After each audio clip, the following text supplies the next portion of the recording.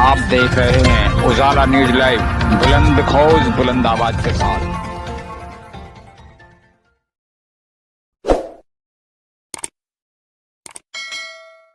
जनपद हापुड़ में पहुंचे रविवार को भीम कमांडो फोर्स के संस्थापक अमित कुमार उर्फ अमित राजवान जी ने हापुड़ की एक प्रेस वार्ता में कहा कि हमारे भीम कमांडो फोर्स संगठन का मकसद बहुजन समाज से जातिवाद, दहेज प्रथा और नशा मुक्ति तथा अन्य गलत रास्तों पर चल रहे बहुजन समाज को असली राह पर लाना है।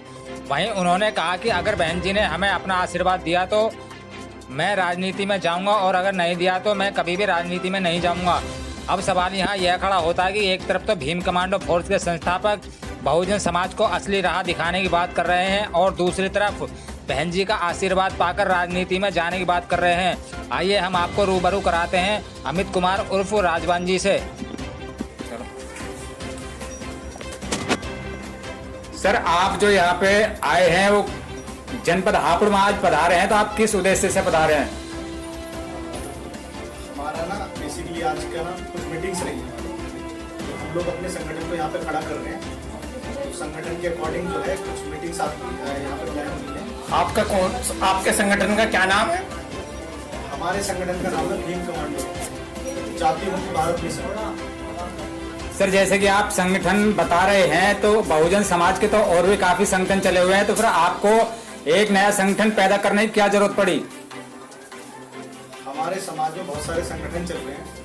देखिए, मुझे उनसे कुछ लेना देना नहीं है एक्चुअली, और संगठन की जरूरत हमारी नहीं है, एक्चुअली समाज की है।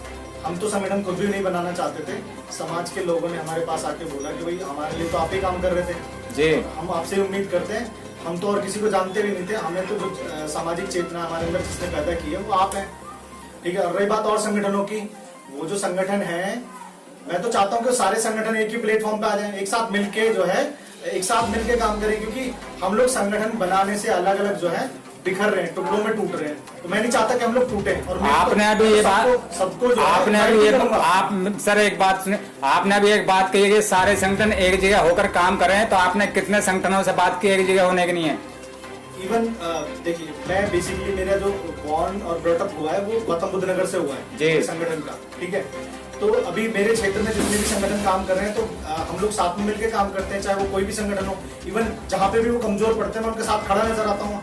आप मेरी कहीं पे भी पुरानी वीडियो उठा के देखेंगे, आपको पता चलेगा कि मैं हर संगठन के साथ मिलकर काम कर रहा हूँ। सर, वन सवाल एक और है कि जैसे कि अभी सारे संगठन है, बहुजन समाज के संगठन है, और संगठन जब एक मजबूताई में आ जाता है तो वो एक तुरंत ही राजनीतिक पार्टी में बदल जाता है, तो इसके पीछे क्या कारण है? देखिए, मुझे उनका बहुत ज्यादा नहीं पता, पर जितना मेरे को पता मैं आपको बताता हूँ।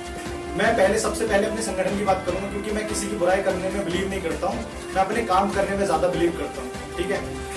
जैसे आपने संगठन की बात की कि संगठन पार्टी में कन्वर्ट हो जाते हैं, हम लोग आपके चैनल के माध्यम से या हमारी जितनी भी मीटिंग हुई है, आप कहीं से भी पता करेंगे, किसी भी गाँव से पता करेंगे, जहाँ जहाँ हमारी कार्यकारिणी बनी हुई है वहाँ पे भी पता कर लीजिएगा कि हमने ये बोला है कि अगर बहन जी ने अपना आशीर्वाद दिया तो मैं राजनीति में जाऊंगा या मेरे संगठन के लोग राजनीति में उतरेंगे। अगर बहन जी ने आशीर्वाद नहीं दिया, क्योंकि हम बसपा के वोटर हैं, बसपा के सपोर्टर हैं और उन्हीं के लिए काम करते हैं, अगर बहन जी ने आशीर्वाद नहीं दिया तो हम राजनीति में आजीवन नहीं उतरेंगे। सर, ये आपकी दो बात हो गई, एक तो आप संगठन को मजबूत कर रहे हैं और दूसरी तरफ बसपा की तरफ जा रहे हैं, तो इसका क्या उद्देश्य है?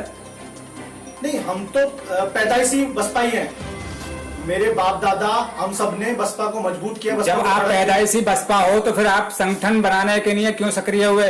बसपा के पीछे ही चलते ना। आपका सवाल बहुत जायज है, मैं आपको बता देता हूँ। सामाजिक काम और राजनीतिक कामों में बहुत डिफरेंस होता है, ठीक है। जो लोग सामाजिक काम करते हैं उनको राजनीति में डायरेक्टली पार्टिसिपेट नहीं करना चाहिए, और जो लोग राजनीति करते हैं उनको सामाजिक कामों से थोड़ी सी दूरी बना के रखनी चाहिए, क्योंकि दोनों के कामों में भिन्नता है और दोनों में जो डिफरेंसेस हैं उसका साइड इफेक्ट भी होता है। अगर आप सामाजिक काम कर रहे हैं, राजनीति में पार्टिसिपेट करेंगे तो राजनीति के लिए जो है वो हार्मफुल हो जाता है, और अगर आप पॉलिटिक्स कर रहे हैं, पॉलिटिक्स के लोग अगर सामाजिक कामों में इन्वॉल्व हो जाते हैं तो समहाउ जो सोशल सर्विस है उसमें भी इम्पैक्ट आ जाता है, उसके डिमेरिट्स उसके साथ इंक्लूड हो जाते हैं। क्या जिस तरीके से आपका भीम कमांडो फोर्स संगठन है और किसी वजह से एक तकड़ा मजबूत संगठन हो जाता है, तो क्या आप इसे भी राजनीतिक में कन्वर्ट कर देंगे? आपका एक लास्ट क्वेश्चन था जो आपने मुझसे पूछा था जी। आपने कहा था कि मतलब सारे संगठन जो है इस तरह से राजनीतिक पार्टी में कन्वर्ट हो गए। देखिए, मेरी मंशा राजनीति करना नहीं है, पर मैं आपको एक बात बता दूं, मैं राजनीतिक हूँ बचपन से ही, ठीक है। राजनीति मेरे ब्लड में है और राजनीति के लिए कूटनीति चाहिए होती है जो मुझे अच्छे से बनानी आती है। मैं राजनीति में कभी नहीं जाऊंगा अगर बहन जी ने आशीर्वाद नहीं दिया, और मैं पार्टी तो बिल्कुल नहीं बनाने वाला। और कुछ कहना चाहेंगे आप? देखिए, आपके चैनल के माध्यम से मैं बताना चाहूंगा, हम लोग सामाजिक काम कर रहे हैं, गांव-गांव जाते हैं, जाके लोगों को जागरूक करते हैं। सामाजिक काम जो होते हैं, सामाजिक मुद्दे होते हैं, बेसिकली सामाजिक अवेयरनेस होती है जिसको करना चाहिए। और सामाजिक काम थोड़े डिफिकल्ट होते हैं अपार्ट फ्रॉम पॉलिटिक्स। पॉलिटिक्स आसान है और पॉलिटिक्स लोग आसान समझकर पॉलिटिक्स में चले जाते हैं। तो मेरा उद्देश्य ये नहीं है, मैं इस देश के अंदर व्यवस्था परिवर्तन करना चाहता हूँ। मान्यवर साहब बहन जी का पूरी तरह अनुयायी हूँ, उनका फॉलोअर हूँ। जो जिस दिशा में उन्होंने राजनीति की है, जिस दिशा में उन्होंने सामाजिक काम किया, मैं उसी दिशा में काम कर रहा हूँ, ठीक है। आज के दौर में मान्यवर कांशीराम साहब। सर, मेरा आपसे एक वन क्वेश्चन और है जी। जिस तरीके से बसपा, आपने बसपा की बात की थी कि बसपा के सपोर्टर हैं, और बसपा पहले तो बसपा कहती थी कि हम जितने भी मनुवादी हैं उनसे दूर हैं, लेकिन अब जो ब्राह्मणवादी लोग हैं बसपा खुद उनको लेकर चल रही है अपने साथ में, इसका क्या कारण हुआ? अभी आपने दो चीजें बोली, दोनों चीजें डिफरेंट है जी। मनुवादी शब्द है ना, एक्चुअल में जिस कम्युनिटी में मैं पैदा हुआ हूँ, लोगों को उसका मतलब भी सही से नहीं पता है। मनुवादी शब्द या ब्राह्मणवादी शब्द both are same thing, but इन दोनों में डिफरेंस क्या है हमें समझना पड़ेगा कि मनुवादी कौन है। मनुवादी आप जाति के आधार पर तय नहीं कर सकते। मनुवाद जो है एक विचारधारा है जो समानता के विपरीत काम करती है। अगर कोई किसी भी जाति में पैदा होता है, वो समानता की बात करता है, संविधान की बात करता है, ठीक है, और सोशल वेलफेयर की बात करता है, संविधान की बात करता है, तो वो मनुवादी नहीं हो सकता। आप जाति के आधार पर मनुवादी मानने की कोशिश कर रहे हैं। मैं आपको बता दूं कि अगर हम इस तरह की आइडियोलॉजी पे जाते हैं तो हम गलत करेंगे, और बाबा साहब की विचारधारा हमें अलाउ नहीं करती कि हम गलत करें। सर, जब से सतीश चंद्र मिश्रा जी के ब्राह्मण आंदोलन चला है तो मायावती जी ने मान्यवर कांशीराम और डॉक्टर भीमराव अंबेडकर की फोटो अपने बैनरों से क्लोज कर दी, क्यों? एक्चुअली ये कंप्लीट जानकारी नहीं है। जहां तक मैं देख पाया हूं, जहां तक मैंने चीजें जानी है, हो सकता है कि मैं गलत रहा हूं या गलत हूं, हो सकता है, ऐसा है नहीं वैसे।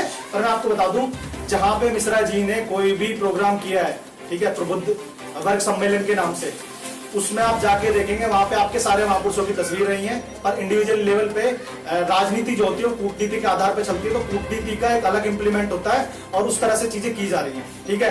तो मनुवाद और ब्राह्मणवाद, उनको आप समझे कि वो है क्या। एक्चुअली कभी कभी हम सोचते हैं कि हमारी जाति में ब्राह्मणवाद नहीं होगा या मनुवाद नहीं होगा। मैं कई ऐसे लोगों को जानता हूं जो मेरी कम्युनिटी में पैदा हुए हैं, जो उसके बावजूद वो अपने समाज के साथ शोषण करते हैं, उन्हीं लोगों का जो है उनके ऊपर अत्याचार करते हैं। तो दोज आर ऑल्सो मनुवादी। आप जाति के आधार पे ना जाएं। अगर कोई किसी भी पर्टिकुलर जाति से आता है, चाहे वो ओबीसी जाति का हो, चाहे वो जनरल कैटेगरी से आता हो, वो आदमी अगर समानता की बात करता है या सेम एथिस्ट की बात करता है या सेम आइडियोलॉजी की बात करता है, तो वो आपकी विचारधारा का आदमी है। आप उसको जाति के आधार पर तय ना करें। और रही बात पोस्टर की, तो मैंने पोस्टर खुद अपनी आंखों से देखे हैं और हर एक पोस्टर की मैं बात कर रहा हूं। ज्यादातर पोस्टर में जहां पे भी सम्मेलन हुए हैं वहां पे आपके ही महापुरुषों की फोटो है।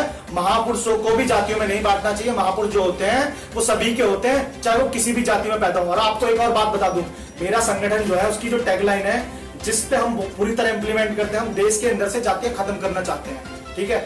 जातियां इसलिए खत्म करना चाहते हैं क्योंकि ये जो जातियां हैं देश को तोड़ती हैं, देश के अगेंस्ट जाती हैं।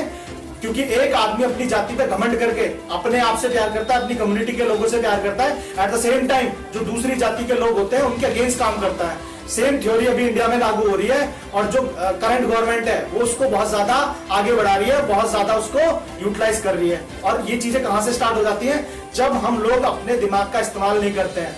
चाहे हमारे बुद्धिजीवी लोग हों, किसी भी कम्युनिटी में पैदा हो, उनको अपने बुद्धिज्म का या अपनी बुद्धि का इस्तेमाल करके लोगों को राइट वे में लेके जाना चाहिए कि कोई भी आदमी जाति पे घमंड ना करे। जाति पे घमंड करने से आपके देश को तोड़ने में आसानी मिल जाती है। तो आप अगर जातियों पर घमंड करते हो तो देश के दुश्मन बन जाते हो। आपको खुद भी पता नहीं चलेगा कि आप कब कब देश के अगेंस्ट काम कर रहे हो। तो हमारा संगठन देश के अंदर से जातियां खत्म करके लोगों को भाईचारे और समानता की दिशा में लेके जाना चाहता है, ताकि देश के अंदर दो ही जातियां बचे। एक जाति तो है अमीर की और दूसरी है गरीब की।